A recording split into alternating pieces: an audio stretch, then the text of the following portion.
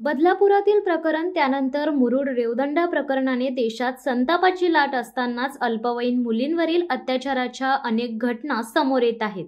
रोहा तालुक्यातील वरसे गावातील एका 11 वर्षीय अल्पवयीन मुलीवर बळजबरीने अत्याचार केल्याची घटना घडली होती। या घटनेनंतर सर्वत्र संतापाची लाट पसरली आहे। दोषीला कठोर शिक्षा व्हावी म्हणून ग्रामस्थांनी मंगळवारी रात्री रोहा पोलीस ठाण्यात जमा होऊन हल्लाबोल करत संताप देखील व्यक्त केला। या घटनेच्या निषेधार्थ रोह्यात मूकमोर्चा काढण्यात आले। वरसी स्टॉप ते पोलीस स्टेशन असा मूकमोर्चा काढण्यात आला होता। या मोर्चात हजारोंच्या संख्येने महिला व नागरिक उपस्थित होते। हातात फलक घेऊन नराधमाला फाशी द्या अशी घोषणाबाजी करण्यात आली।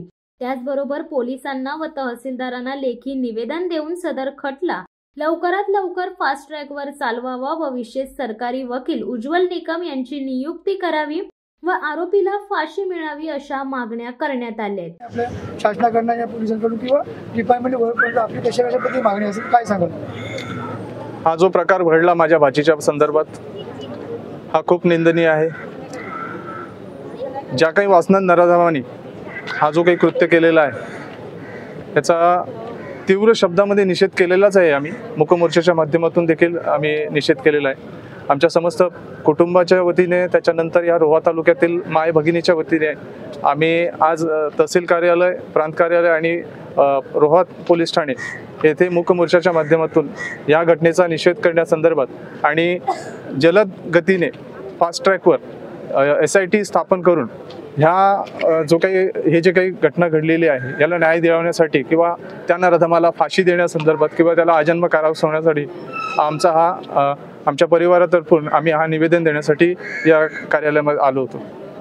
त्या वासना नराधमांनी असे बरेचसे कृत्य केले होते या अगोदर देखील आणि गावातल्याच काही स्थानिक जे नेते मंडळी होते त्यांनी ह्या महिलांचा आवाज दाबण्याचा किंवा त्यांच्या आईवडिलांचा आवाज दाबण्याचा प्रयत्न केला। त्याच्यात ते यशस्वी झाले। मात्र आमच्या बहिणीने आणि माझ्या भावाने आवाज उचलून आमच्या भाचीला न घाबरता पुढे आणून हा जो काही प्रकार झालेला आहे तो समाजापुढे आणण्याचा प्रयत्न केला आणि आम्हाला न्याय मिळण्यासाठी आम्ही शासन दरबारी प्रयत्नशील आहोत। सुरुवातीला ज्या वेळेला माझी बहीण आणि माझा भाऊ पोलीस प्रशासनाकडे न्याय मागण्यासाठी किंवा दाद मागण्यासाठी आले होते त्यावेळेला पोलीस प्रशासनाकडून हा मुद्दा गांभीर्य नसल्यासारखा प्रकार घडला आणि तो टाळाटाळ करण्यासारखा प्रकार घडला होता सुरुवातीला। मात्र ज्या वेळेला त्यांना सांगण्यात आलं की हा जो प्रकार घडला आहे तो एका अल्पवयीन मुलीवर 11-12 वर्षाच्या आमच्या भाचीच्या संदर्भात घडलेला आहे आणि पॉस्को कायद्याअंतर्गत हा प्रकार घडलेला आहे, त्यावेळेला कुठे पोलीस प्रशासनाची सूत्र थोडीशी हळहळायला लागली। त्यानंतर पोलीस प्रशासनाने याची दखल घेऊन FIR नोंद केली। आपण आज मूकमोर्चा केला। आमची मागणी दुसरी काही नाही। ज्या चिमुरडीवरती अत्याचार झालाय आणि ज्या चिमुरड्यांना त्यांनी त्याच्या बळी पाडलेला आहे त्याच्यासाठी त्याला फाशी ही शिक्षा झाली पाहिजे।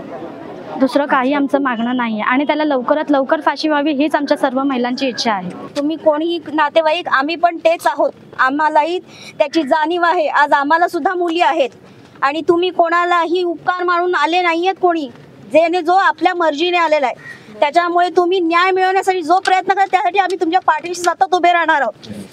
आम्हाला या बाबतीचं दुःख आहे का आज त्या एवढ्या मुलीवर त्याने करताना त्याला काही वाटलं नाही, लाज लज्जा, मग ह्याचा अर्थ काय आहे हा कोणालाही करू शकतो। त्यामुळे त्याला शिक्षा झालीच पाहिजे, म्हणजे झालीच पाहिजे।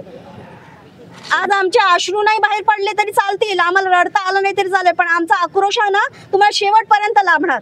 कारण आता एवढे वाढलेत प्रकरण, ज्या पुरुषाला असं वाटतं ना की बाई कमजोर आहे त्याने कमजोर समजू नका।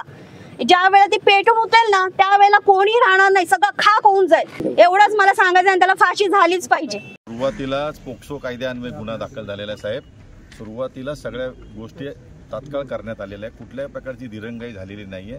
त्याच रात्री तक्रार आल्यानंतर गुन्हा दाखल झालेला आहे। माननीय न्यायालय न्याय निर्णय देण्यासाठी सक्षम आहे। जी काय पुरावे सादर होईल त्या संदर्भात आम्ही प्रॉपर पुरावा गोळा करून माननीय न्यायालय दोषारोपपत्र पाठवू। पुढील जो निर्णय तो माननीय न्यायालयाचा राहील। शिवसत्ता टाइम्ससाठी अक्षय जाधव, रोहा। दे धडक बेधडक वृत्त देणाऱ्या आपल्या शिवसत्ता टाइम्स न्यूज चॅनलला लाल बटन दाबून सबस्क्राईब करा आणि बेल आयकॉनला क्लिक करायला विसरू नका।